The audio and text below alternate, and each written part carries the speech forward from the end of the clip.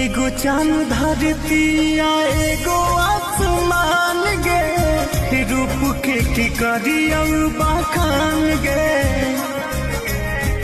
बड़ा निक लागो तोर मिठू मुस्कान गे, एक पीस हाही तो जान गे।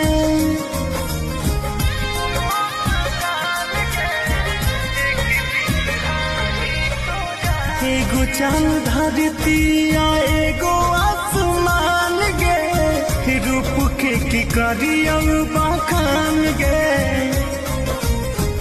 बड़ा निक लागो तोर मिठू मुस्कान गे, एक पीस हाही तो जान गे। लागो ही खजाना कुबेर धन के,